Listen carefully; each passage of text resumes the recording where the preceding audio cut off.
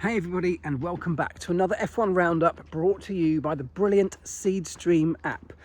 You can download that for free, by the way, via the link in this description, or by searching seedStream wherever you get your apps from. And if you're a Formula One fan, and I know you are, I highly recommend you do it.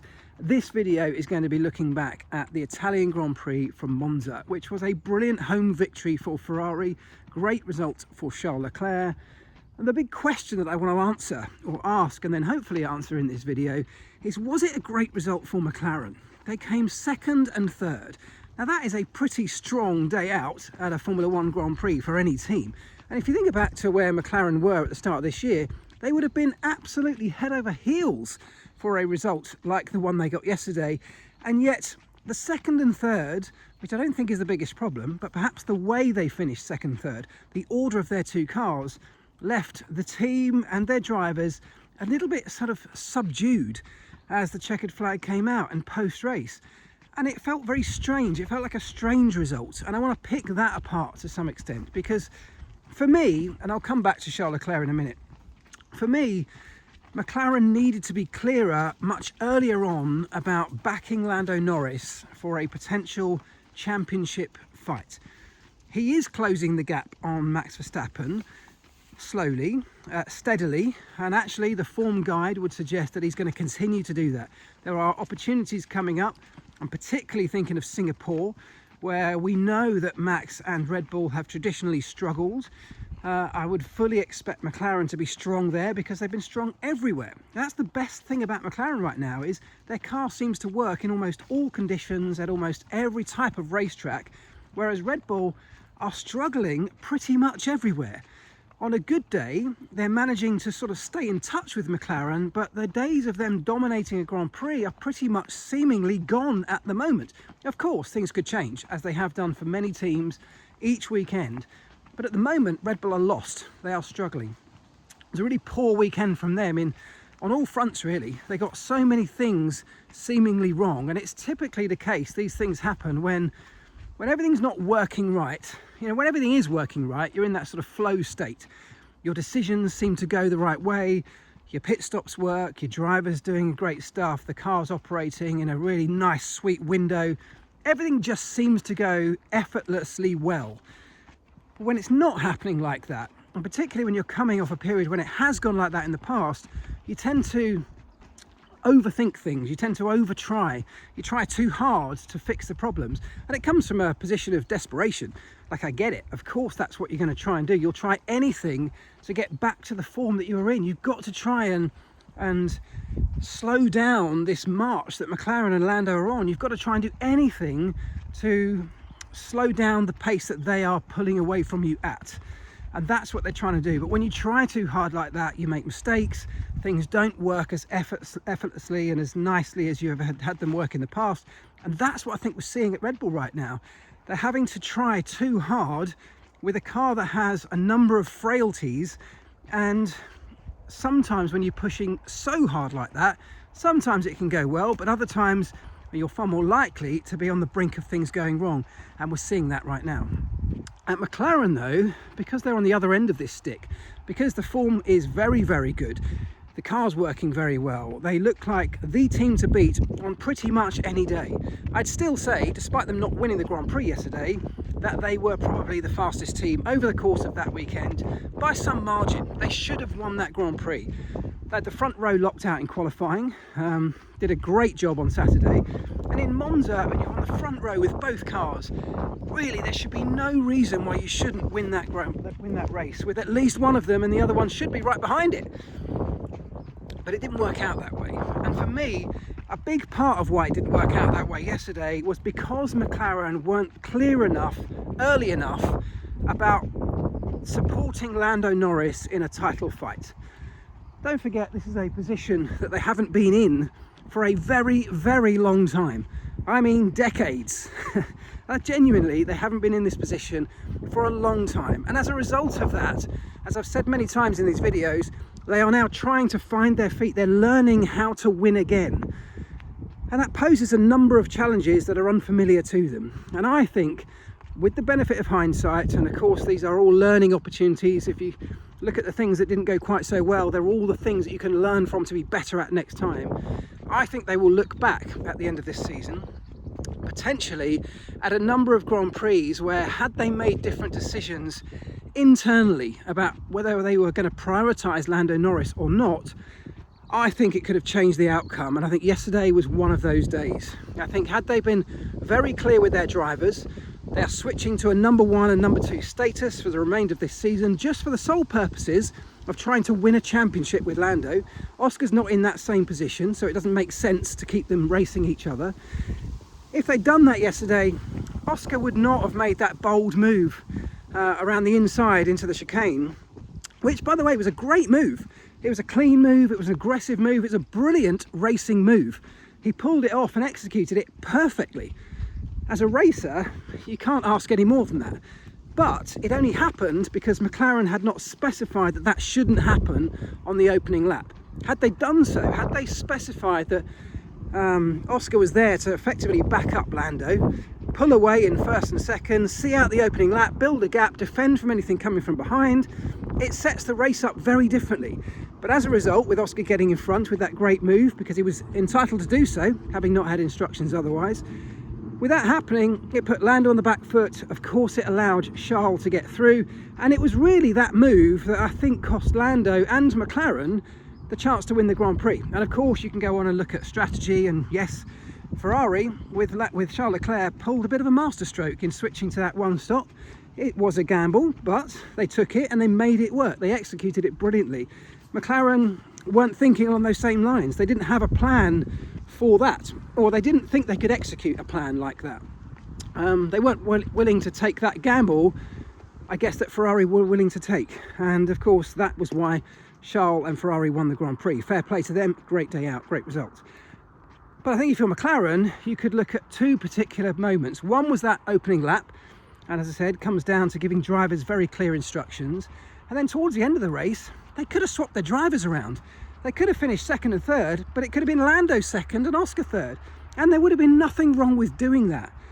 Had they chosen to prioritise Lando, I think that would have gained him another three points over Max Verstappen.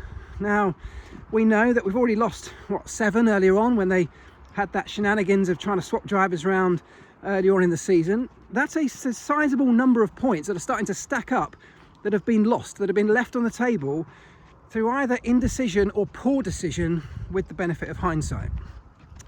So I think that McLaren will have to look hard at that, and I'm sure they will start to think about taking these decisions of prioritising Lando Norris. But has it come too late? Have they cost themselves? Hopefully not. And as I said, the performance that they have in their car, the way that the team is operating on a much more general level, is by far way better than that of Red Bull and anyone else, by the way, right now. So they may well still be able to make that decision now and still come away with both championships. I think it's a very real possibility. But yesterday at the Italian Grand Prix, with Max floundering the way he and Red Bull were yesterday, there was a major opportunity to take a sizable points chunk out of Max Verstappen's lead. And in the end, whilst they did take one, it wasn't sizable. It was small in comparison to what they perhaps could have had. The 25 points, 26 with the fastest lap point that Lando got, could have been really valuable in a championship fight. And I just hope it doesn't come back to bite them later on in the season. I thought Franco Colapinto had a really strong debut for Williams. I thought that was a brilliant outing on your first Grand Prix. Finishing 12th in the end, so just outside the points, but, you know, solid. Didn't crash the car, didn't make major mistakes, and that was exactly what Williams and he needed to do. The Kevin Magnussen incident, I've got to be honest, I thought was harsh. Absolutely, he was, I think, deserving of a penalty. I thought 10 seconds was quite harsh. Maybe a 5 seconds would have been okay. But the penalty points, I just don't understand. For me, that was hard racing. And if we stamp that out by giving drivers penalty points, and these are serious, like he's got a race ban, that's the kind of punishment that stops you doing stuff like that in the future. It stops you going for that big overtake, the big lunge. That's surely what we want to see in Formula One. And I know he locked up and he made some slight contact. But for me, that is racing. That's what racing is all about. Yes, you're pushing to the limit. Occasionally you step over it. Occasionally you lock up and you might run wide. But we want to see drivers doing that, don't we? Going wheel to wheel. I feel like we're really in danger of almost stamping that out from a regulatory perspective when we're handing out penalty points that have effectively contributed to a race ban for something that seemed really quite innocuous to me. A 5-second penalty could have easily been applied, and that for me should have been it, done and dusted. I just think it's a slightly bigger problem that Formula One has got itself into. We've gone down such a route of penalising everything, and there is a very difficult and fine line to find in this, so I'm not saying it's an easy choice to make. But I think we've gone down a route where drivers now will start to feel that they can't make overtakes, they can't make the big bold move for fear of getting some draconian penalty that in the end might cost them a race ban. Like, I appreciate that's extreme, and I appreciate that Magnus has been building towards this for some time. Maybe accumulatively he should look back at a number of other incidents and say, well, that's really what you should have been looking at earlier on in the season. But I just thought yesterday's incident was almost nothing. It was a racing incident for me, and I thought it was a shame that it went penalised in the way that it did. What else have we got to talk about? Well, Ferrari, Charles Leclerc did a really good job of looking after tyres, and Ferrari did a really good job of thinking on their feet with strategy, which if you look back over the last few years is not something we have been frequently able to say about Ferrari. And I don't know if anyone saw my podcast with Valtteri Bottas recently, but one of the things that he said, by the way, you probably find that in the link of this description as well. One of the things he said was that he's obviously worked under Fred Vasseur. He says he's a very calming influence on a team. And at somewhere like Ferrari, that's exactly what they need right now. They need to be calm, they need to be measured. He needs to take away some of that pressure that the team will always feel at Ferrari. He needs to be the buffer between the team and the media, or the sort of hierarchy at Ferrari putting pressure on people. And I feel like he's doing that. And they're starting to see results in terms of people are starting to think a bit more clearly. They're able to make better decisions on the fly. They are able to be a bit more confident in the decisions they can make. And those are all the things that I think at Ferrari have held them back over the last few years. So positive signs at Ferrari, and yesterday winning in front of their home crowd was just a wonderful set of scenes. You know, if McLaren weren't going to win this, I think most people would have loved to have seen Ferrari do it in front of the Tifosi, and that's what they got. So that was a really strong outing for them. What else have we got? There wasn't too much else going on, I don't think, was there? I thought Carlos Sainz did a decent job, but you know, overshadowed, I guess, to some extent by Charles Leclerc. We've covered the two McLarens. The two Mercedes were just a bit nowhere, weren't they? Again, they got things wrong, and it's again highlighting this sort of position that Formula One is in right now, where a lot of the teams, even the top teams, don't quite understand the sort of nuances of getting the performance out of these cars. A tiny swing in, say, tyre temperature, or the way you prep your outlap for a qualifying lap, for example, the way you look after tyres during a Grand Prix, a tiny swing in either components on your car via upgrades that deliver different loads at different times, that work the tyres in different ways, makes a massive change in the way that these cars are performing right now. And we're seeing it week in, week out, where teams are going from literally the quickest in terms of Mercedes' case to being the fourth best team. Sometimes the other way round in terms of Ferrari. And we're seeing a sort of spectrum of that up and down the grid without the teams really understanding why it's happened. And that's where a lot of the focus is right now. These cars will continue into 2025, and so they need to understand exactly how to get the best out of them. A lot of the work going on right now is all about that. So it's going to be interesting to follow that progress as the teams begin to figure it out. Somebody will figure it out quicker than somebody else. McLaren seems to have a pretty good handle on it right now. A lot of focus on flexible front wings at the moment, something that McLaren are exploiting quite well. Other teams will be looking at very, very closely too. But lots of development going on behind the scenes, and these development components could really start to shift the order of the grid, even moving through the rest of this season. So what we've got right now does not necessarily mean that's what we'll have till the end, but at the moment it's definitely McLaren in the box seat in terms of car performance, but are they going to start thinking behind the scenes about prioritising one driver over the other? I'd love to know what you think on all of those things, so drop me a line in the comments. If you're not following or subscribing to this channel yet, please go and hit that button. Just give us a follow and you won't miss another video. I'm almost out of breath because that was a one-take wonder and my arm's now aching. So I will see you next week. Please go and download the seedStream app. I highly recommend it for all Formula One fans. See you later, guys.